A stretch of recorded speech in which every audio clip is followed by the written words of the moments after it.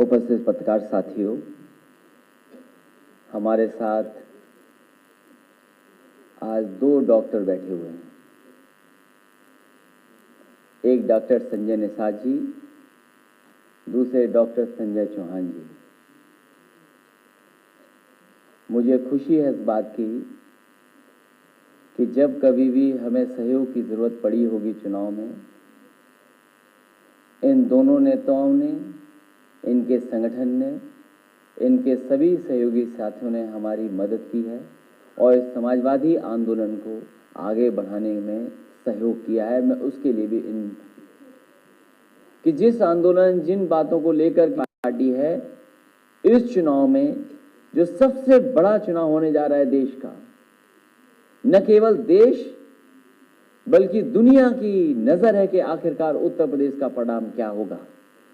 और हमें अब आज भरोसा है, बहुजन समाज पार्टी, समाजवादी पार्टी, फिर विपक्ष और चौकीदार के अलावा मैं नहीं समझता हूं कोई मुद्दे पे बात कर। आज फिर कहता हूं कि जनता इंतजार कर रही है कि कब मतदान करने का मौका मिलेगा।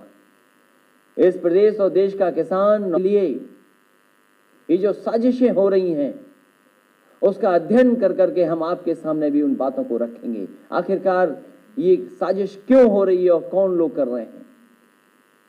पढ़ाई न हो पाए, रोजगार न मिल पाए, इसका अध्ययन कर करके बहुत जल्दी आपके बीच में भी हम समाजवादी लोग बात रखेंगे। आंदोलन को मजबूत करने के लिए दिया है। मैं आदरणीय राष्ट्रीय अध्यक्ष जी की इजाज़त से चाहूँगा कि निषाद पार्टी के राष्ट्रीय अध्यक्ष डॉक्टर संजय निषाद जी अपनी बात हमारे सबके सामने रखें।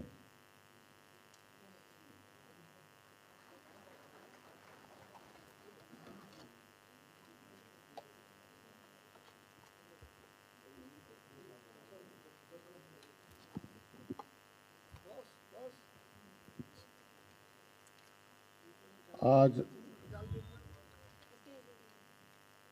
के इस प्रेस कॉन्फ्रेंस में उपस्थित सभी मीडिया बंधुओं, समाजवादी पार्टी और सभी सहयोगी दलों के कार्यकर्ता पदाधिकारियों, देश की जनता को और साथ ही इस देश की अखंडता को बचाए रखने के लिए देश की संविधान, किसान, नौजवान और मुसलमान, गरीबों, शोषितों के हितों की रक्षा के लिए माननीय अखिलेश जी और माननीय कुमारी बहन मायावती जी को, जो दोनों पूर्व मुख्यमंत्रियों ने इस प्रदेश में जो 2018 में 85% जनता के वोटों को बिखराव को इकट्ठा करके जो गोरखपुर की जीत सुनिश्चित की और एक इतिहास रचा, मैं उसके लिए बधाई देता हूं और सभी लोगों को धन्यवाद देता हूं। आज पुनः 2019 के आम चुनाव में फिर संविधान खतरे में है, देश के नौजवान और किसानों का हित खतरे में है और एक जुमलेबाज पार्टी के हाथ में जो सत्ता आ गई और देश के लोग गुमराह होकर जो सत्ता दे दिए, जो संविधान में मिला हुआ हक हिस्सा है 70 सालों से, जिन्हें नहीं मिला था उन्हें दिलाने के लिए आज हम लोग पुनः, जैसे गोरखपुर में एक इतिहास रचा था, फूलपुर, कैराना, नूरपुर में रचा था, उसी तरीके से 2019 के इस आम चुनाव में भी उत्तर प्रदेश में एक इतिहास रचा जाएगा। इसके लिए आज गठबंधन हो रहा है।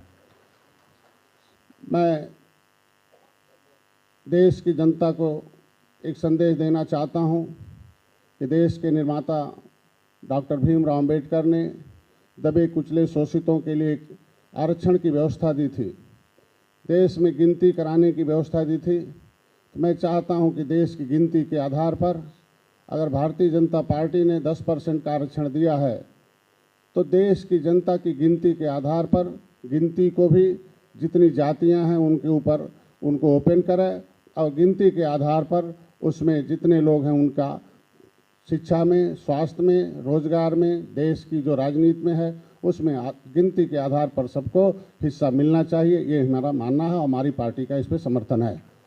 और मैं ज़्यादा कुछ नहीं कहूँगा।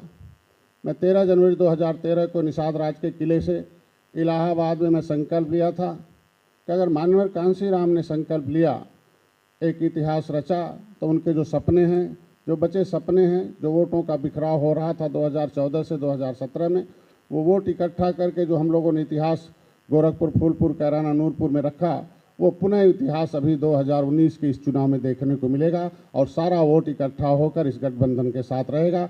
हम लोग उसको एक साथ मिलकर इस चुनाव को विजय प्राप्त करेंगे।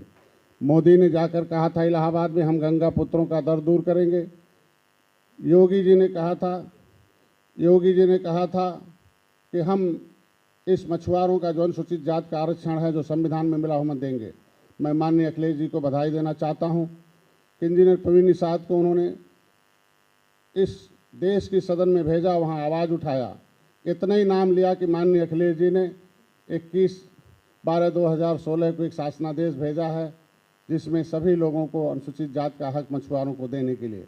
मैं उस सदन में इनका नाम लेते ही भारतीय जनता पार्टी की जो अध्यक्षा थी, उनका नाम नहीं लेना चाहिए और आवाज़ रोकने का प्रयास किया। माननीय अखिलेश जी को मैं बधाई देना चाहता हूं कि इन्होंने उस जिसे सदियों से कोई नहीं पूछता था, उसके लिए इन्होंने शासनादेश जारी किया 21/12/2016 को।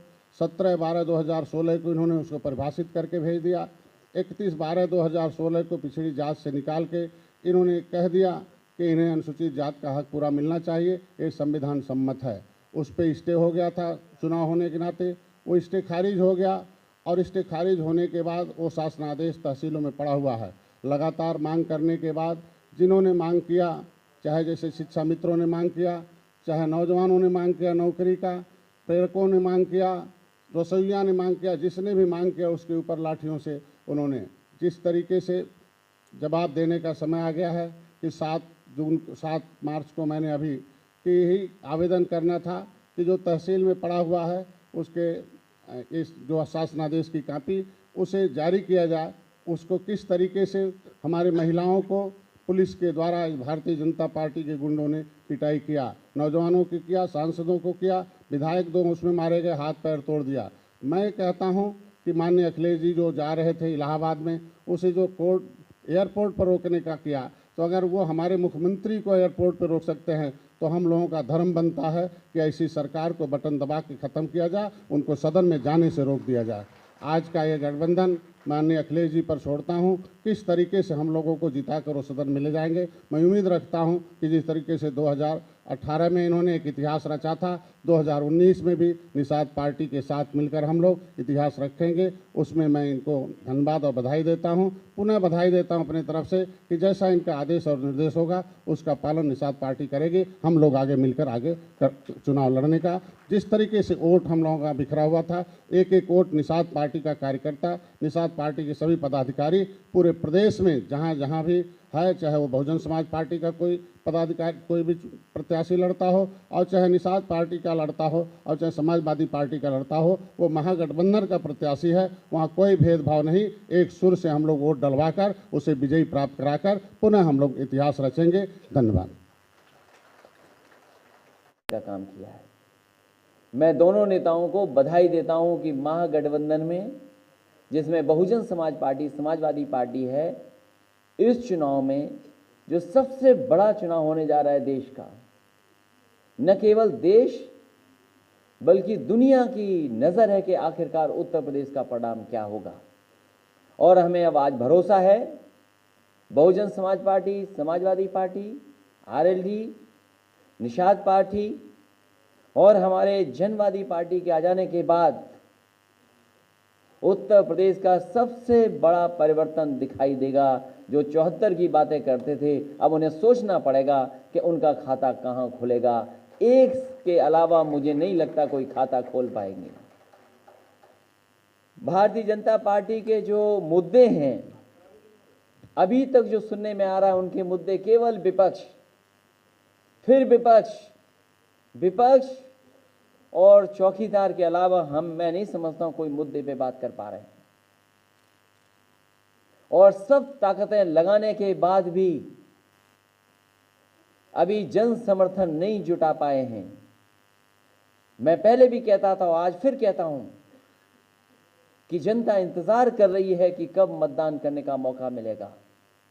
इस प्रदेश और देश का किसान, नौजवान, व्यापारी, अल्पसंख्यक, दलित, पिछड़े और भारी संख्या में निराशा जो फैलाई है, वो तमाम लोग इकट्ठे होकर के इस भारतीय जनता पार्टी को सबक सिखाने के लिए तैयार हैं।